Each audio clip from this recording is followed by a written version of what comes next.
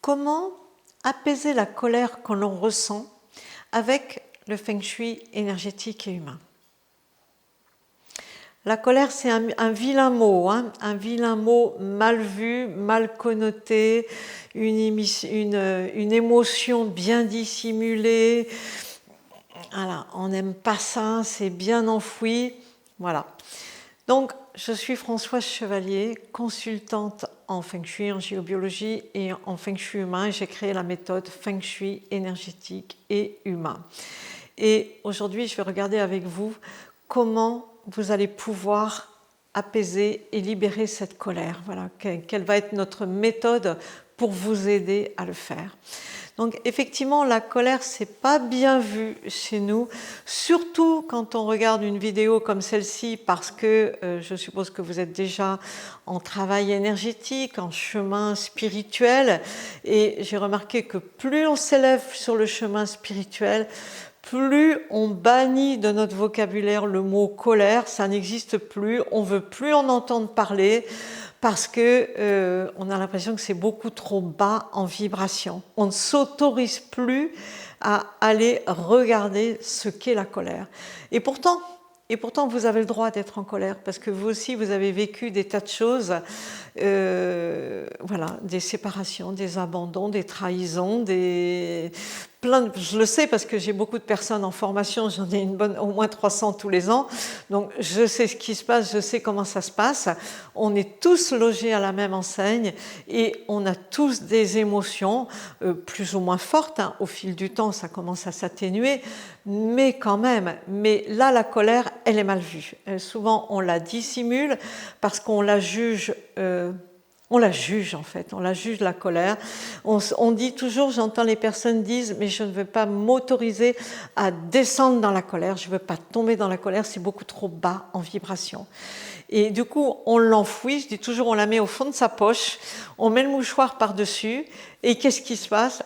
Eh bien, elle sort à toute petite dose, hein. On la ressort à petite dose, parce qu'on ne peut pas la contenir, elle est trop forte, donc on la ressort à toute petite dose, mais on n'est pas libéré. On n'est pas libéré pour autant de ce qui nous a créé de la colère. Et qu'est-ce qui nous a créé de la colère? C'est mon mari qui est parti, et voilà. Mais j'ai eu une personne hier qui me disait j'ai été veuve, j'ai été seule pendant 30 ans, j'ai eu un conjoint pendant 5 ans, on vient de construire une maison et il vient de partir. Voilà. Et elle me dit non, je ne suis pas en colère, je l'aime toujours. Et je dis oui, regarde la colère après toi.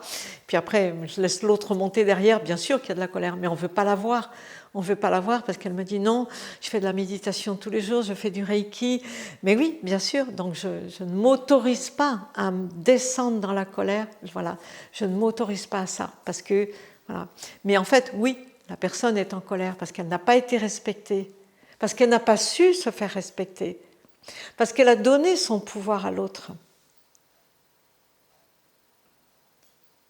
parce qu'elle a été trahie, parce qu'elle a été abandonnée, parce qu'elle a été humiliée, parce qu'elle a honte. J'avais la honte là qui montait. La honte, c'est terrible. Le nombre de femmes qui ont la honte sur elles, énormément, énormément, ouais. Énormément de femmes qui ont la honte sur elles, c'est fréquent, oui.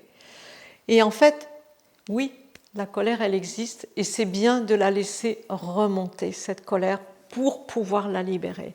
Si elle ne remonte pas, on ne peut pas la libérer, on l'étouffe, mais en fait, à force de l'étouffer, la colère, on va finir par se faire des choses sur soi, on va finir par se faire du mal à soi. Voilà, tout simplement, mais du mal physiquement, hein, on va se créer des problèmes physiques au niveau de la santé. Je suis convaincue de ça. Et en fait, qu'est-ce qu'on attend? Bien, tout simplement, on a donné son pouvoir à l'autre. On attendait de la reconnaissance, on attendait de l'amour, on attendait de la justice, on attendait de la réparation, on attendait plein de choses. Voilà. C'était les attentes qui font qu'on est en colère. Donc c'est bien d'aller regarder ce que vous pouvez avoir comme attente. Qu'est-ce que j'ai comme attente sur mon conjoint? Qu'est-ce que j'ai comme attente sur mes enfants, sur mes parents, sur mes collègues, sur moi? Qu'est-ce que j'attends de moi?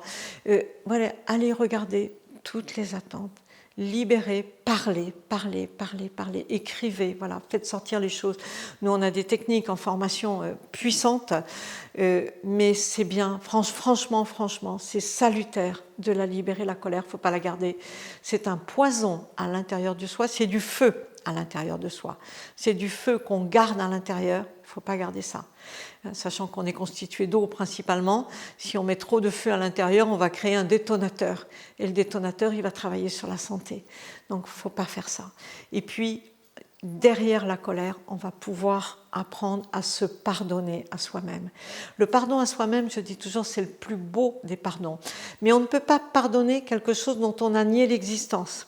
Donc, d'abord, accepter que je peux être en colère, oui. La laisser remonter, parce qu'il faut qu'elle remonte. Et puis après, on va pouvoir la libérer et après, on va pouvoir se pardonner. Donc, si vous voulez en savoir un peu plus sur tout ce qu'on peut vous apprendre, voilà, par rapport aux colères, mais par rapport à bien d'autres choses en feng shui énergétique et humain, je vais vous proposer de cliquer sous la vidéo. Vous avez un lien pour prendre un rendez-vous, si vous souhaitez. C'est un rendez-vous gratuit pour avoir un échange avec nous et savoir ce qu'on fait dans nos formations et dans nos accompagnements.